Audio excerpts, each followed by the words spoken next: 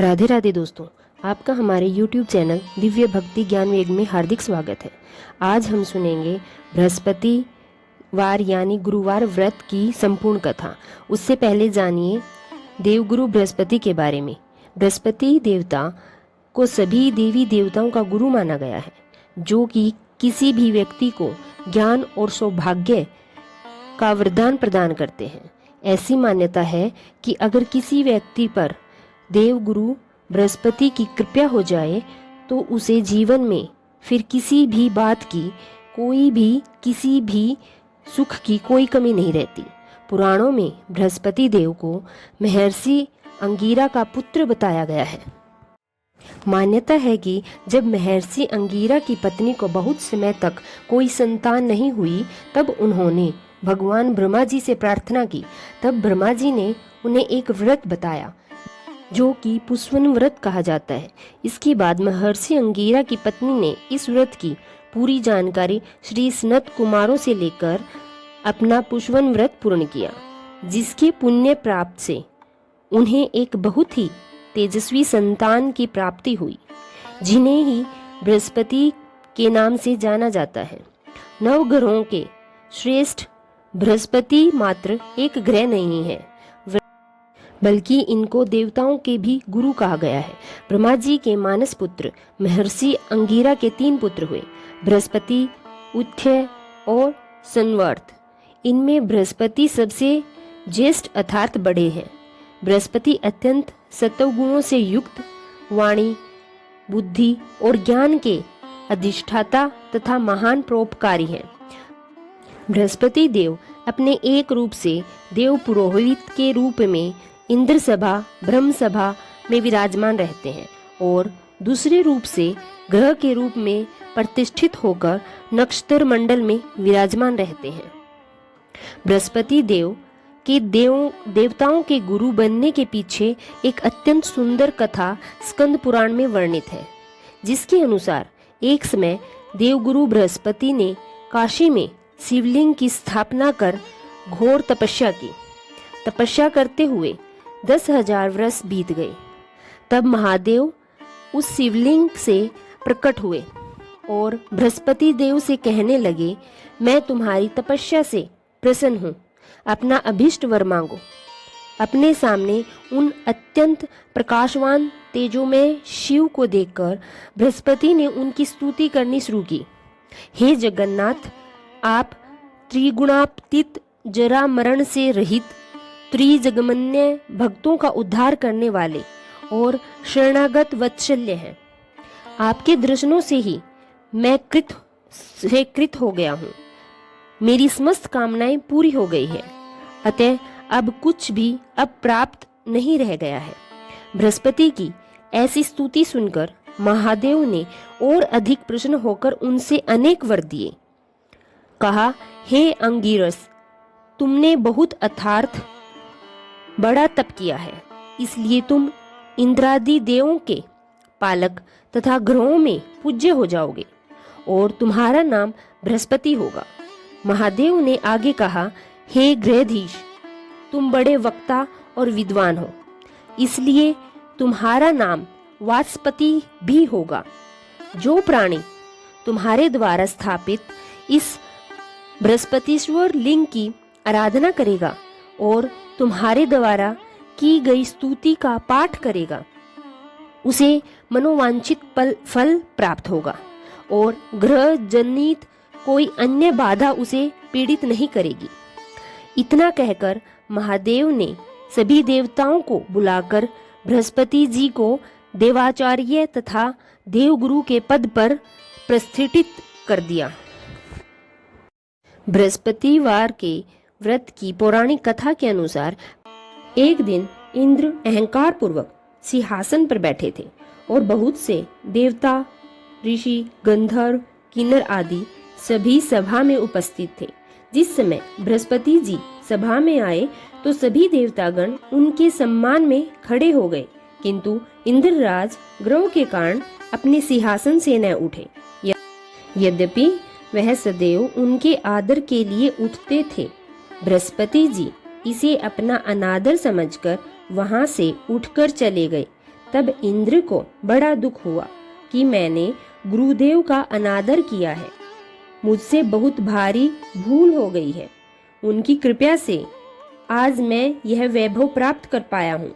उनके क्रोध से यह सब वैभव नष्ट हो जाएगा, अतः मुझे उनके पास जाकर क्षमा मांग लेनी चाहिए, जिससे उनका क्रोध शांत हो और मेरा कल्याण हो। ऐसा विचार कर इंद्रराज गुरुदेव के आश्रम में पहुंचे। गुरु बृहस्पति जी अपने योग बल के द्वारा यह जान लिया था कि इंद्र अपने अपराध के लिए क्षमा मांगने आ रहे हैं, किंतु क्रोधवश उनसे भेंट करना उचित न समझकर बृहस्पति देव अंतर्ध्यान हो गए। जब इंद्र ने बृहस्पति जी को आश्रम में न देखा तो वे निराश होकर लौट गए। जब दैत्यों के राजा वृषवर्मा ने यह समाचार सुना तो उनसे अपने गुरु शुक्राचार्य की आज्ञा से इंद्रपुरी को चारों ओर से घेर लिया। गुरु की कृपा न प्राप्त होने के कारण देवता हारने लगे। तब देवताओं ने जाकर ब्रह्मा जी से सारा वृतांत कह सुनाया और उनसे रक्षा के लिए निवेदन किया। ब्रह्मा जी ने कहा कि तुमने बृहस्पति देवता को क्रोधित करके घोर अपराध किया है। त्वष्टा ऋषि के पुत्र विश्वरूपा बड़े तपस्वी और ज्ञानी हैं। तुम उन्हें अपना पुरोहित बनाओ, तभी कल्याण हो सकता है। यह सुनकर इंद्र त्वष्टा ऋषि के पास गए तथा विनय पूर्वक कहने लगे कि आप हमारे पुरोहित बन जाएं, ताकि हमारा कल्याण हो। त्वष्टा ऋषि ने उत्तर दिया कि पुरोहित बनने से तपोबल घट जाता है, किंतु तुम्हारे कहने से मेरा पुत्र विश्वरूपा पुरोहित बनकर तुम्हारी रक्षा करेगा। विश्वरूपा ने पुरोहित बनकर देवताओं की सहायता की तथा हरि इच्छा से इंद्र वृषवर्मा से युद्ध में जीतकर इंद्र शासन पर स्थित हुए। विश्वरूपा के 3 मुख थे।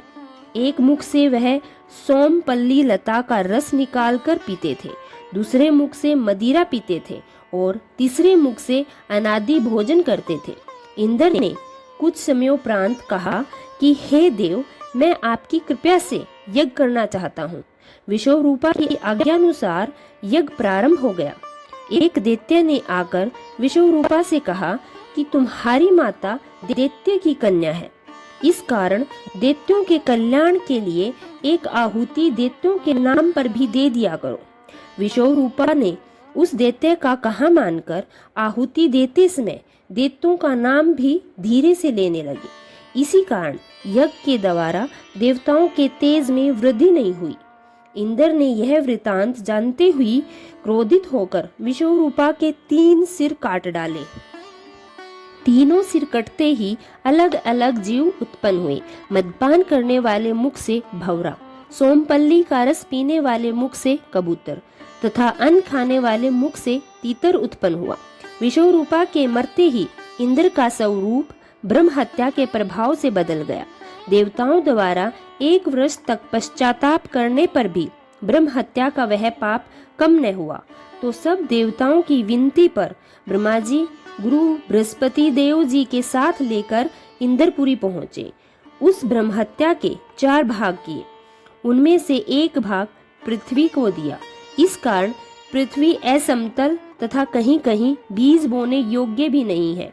साथ ही ब्रह्मा जी ने यह वरदान भी दिया कि पृथ्वी में गड्ढा होगा जो समय पाकर स्वयं भर जाएगा।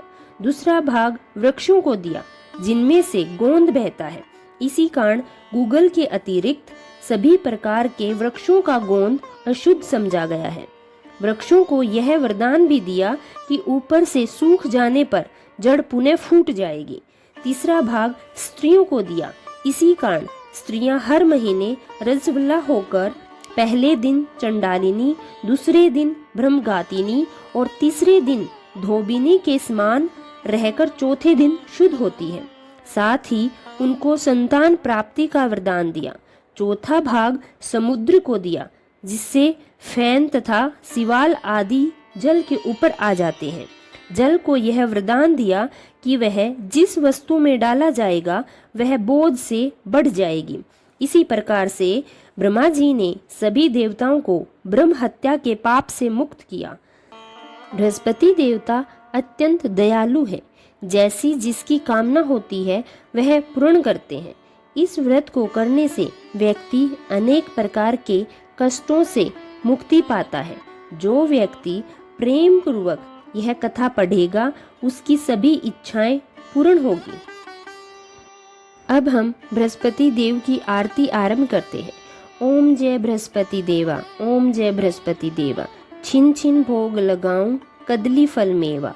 ओम जय बृहस्पति देवा, तुम पूर्ण परमात्मा, तुम अंतर्यामी, जगत पिता जगदीश्वर, तुम सबके स्वामी। ओम जय बृहस्पति देवा, ओम जय बृहस्पति देवा, चरणामृत निज निर्मल, सब पातक हरता, सकल मनोरथ दायक, कृपया करो भरता। ओम जय बृहस्पति देवा, ओम जय बृहस्पति देवा, तन मन धन अर्पण कर, जो जन शरण पड़े, प्रभु प्रकट तब होकर, आकर द्वार खड़े। ओम जय बृहस्पति देवा, ओम जय बृहस्पति देवा, दीन दयाल दयानिधि भक्तन हितकारी, पाप दोष सब हरता भव बंधन हारी। ओम जय बृहस्पति देवा, ओम जय बृहस्पति देवा, सकल मनोरथ दायक, सब संशय तारी, विषय विकार मिटाओ, संतन सुखकारी। ओम जय बृहस्पति देवा, ओम जय बृहस्पति देवा, जो कोई आरती प्रेम सहित गावे, ज्येष्ठानंद आनंद कर सो निश्चय पावे। ओम जय बृहस्पति देवा, ओम जय बृहस्पति देवा। धन्यवाद।